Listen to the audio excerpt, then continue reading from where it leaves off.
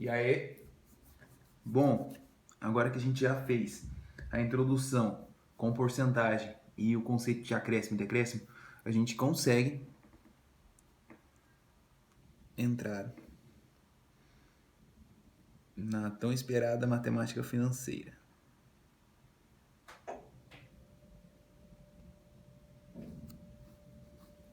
Tá?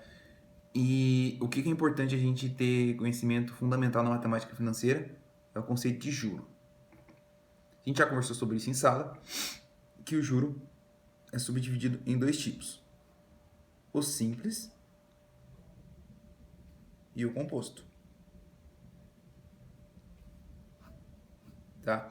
O juros simples é aquele típico juros de carnê de loja.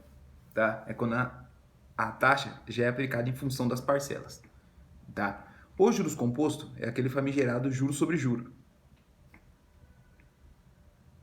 Mas, para quem não sabe o que é juro sobre juro, ou esse termo juro sobre juro, é aquele tipo de juros do cartão de crédito, sabe? Mas a gente já deu um exemplo desse, que o juro sobre juro é o que? Ele cobra a taxa em cima do valor atual, recorrente, não do valor inicial, como o juro simples é aplicado, tá? A gente vai dar exemplos, então acho que fica mais fácil da gente entender, tá? Vamos para o simples. O simples tem uma fórmula. Simples, por sinal. Que é o CIT. Vamos predeterminar como ela funciona. O J é o juro, que vai ser o valor cobrado da taxa.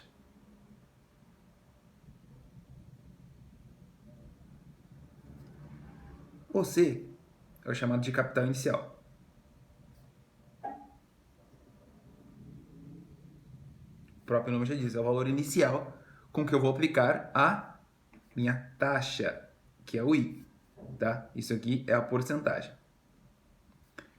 E por fim, o T é o tempo de aplicação da taxa.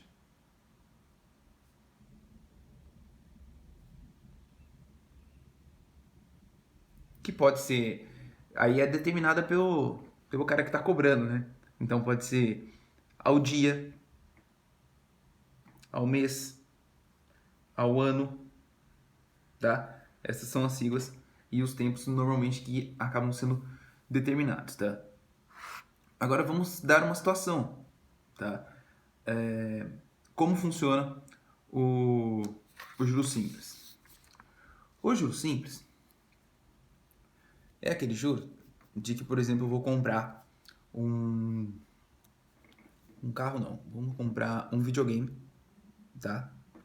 Um valor, vamos chutar um valor aqui de R$300.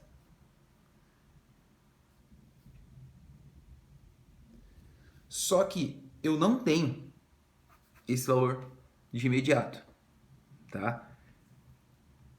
Eu posso parcelar. E aí, o vendedor me cobra uma taxa de 5% ao mês. Pode ser escrito assim. Tá? E aí, você decide pagar em 10 parcelas.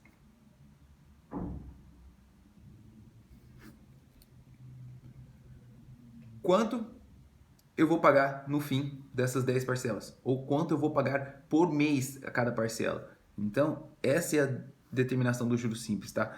As parcelas e as taxas são fixas. Por isso que ele é simples, tá? Esse 5% ao mês ele já é cobrado todo mês, dependendo da quantidade de parcelas do tempo que você aplica, tá? Ou demora para pagar, no caso, tá? Diferentemente dos juros composto, que ele vai cobrando com taxas atuais, tá? Taxas recorrentes, aquelas taxas diárias, taxa de cheque especial, taxa de cartão de crédito, taxa de agiota, que a gente já tinha conversado, né? Então, vamos lá, vamos ver quanto eu vou pagar. Quanto eu vou pagar, hein? Então, aí, essa fórmula do CIT, ela não diz quanto eu vou pagar no fim das contas, tá? O J, como a gente já falado anteriormente, é o juro, tá? Então é o valor de quanto eu vou pagar de juro, tá? Se eu quiser saber quanto eu vou pagar no fim das contas, eu vou ter que aplicar esta fórmula aqui, que é a fórmula do montante. A fórmula do montante é a fórmula do capital inicial mais o quanto eu paguei de juro, tá? Então essa fórmula aqui só nos dá o valor de quanto de juros eu estou pagando, tá? Então vamos calcular. Então, quanto eu vou pagar de juros se eu gastar 10 parcelas? Qual o capital inicial? R$ 300. Quanto é a taxa? 5%. Aí, esse 5 você não vai colocar aqui esse 5. O que você vai fazer? Você vai transformar isso aí em número, tá? Porque, lembre-se, a gente não faz cálculo com porcentagem. A gente tem que transformar o número, tá? Eu, aparentemente, depende, né? Eu gosto de transformar em decimal, como a gente conversou. Mas, por exemplo, nesse caso, é interessante a gente fazer em fração. Por quê? Porque, olha só, a gente consegue cancelar os dois zeros. Tá? Então fica fácil de calcular. Então você tem que dominar os dois métodos para quê? Para você usar quando for mais conveniente. E o tempo são 10 parcelas. Tá? Agora, 3 vezes 5, 15, vezes 10, 150. Então, esse é o valor que eu pagaria de juros se eu demorasse 10 meses para pagar. Se eu tivesse parcelado em parcelas fixas, tá? De 10 vezes, tá? Vamos lá. Agora, quanto eu vou pagar? Aí, obviamente, vai ficar fácil, né? Se o preço à vista era esse e eu tô pagando isso de juros, somando, daria R$ 450 o valor do meu videogame. Ah, Vitor, mas é injusto, é mó caro, né? Que não sei o quê. Então, a questão do juro, do dinheiro em si, é complicado, né? Porque, assim, às vezes você quer muito uma coisa e às vezes você não tem no momento, tá? O ideal seria você economizar esse dinheiro, tá? E para comprar, não se afundar numa dívida. Mas às vezes a necessidade é maior do que o desejo, né? Então, a gente tem que se controlar. É isso que a gente vai... A gente já conversou bastante em sala sobre isso na matemática financeira, tá? Então, isso aqui é o cálculo de juros simples. Então, a única coisa que a gente tem que ficar esperto é sobre o tempo, tá? Porque às vezes, vou dar um exemplo, às vezes ele vai lá e dá uma taxa, por exemplo, anual. Vamos supor que ele tivesse dado um outro exemplo de, sei lá, vou comprar um liquidificador, ou sei lá, vou comprar algo que custe R$ 500. E, e a taxa que ele aplique seja ao ano, por exemplo. Vamos supor, 10% ao ano. E eu demore 6 meses pagando, tá? Esse 6 não vai entrar na formal agora, por quê? Porque a taxa está discriminada ao ano, tá? Então a gente precisa fazer esta conversão aqui de mês para ano, tá? Então eu peguei um valor básico para a gente ver como que eu converteria. Obviamente 6 meses é meio ano, tá? Então ou a gente põe meio ano direto ou a gente põe, né, 6 meses em função de 12 meses, tá? Que simplificando vai dar o meio.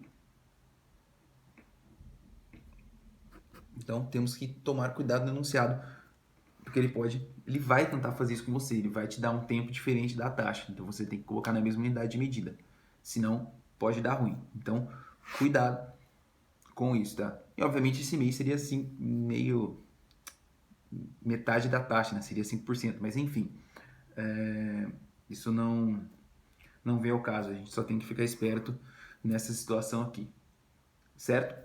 Beleza.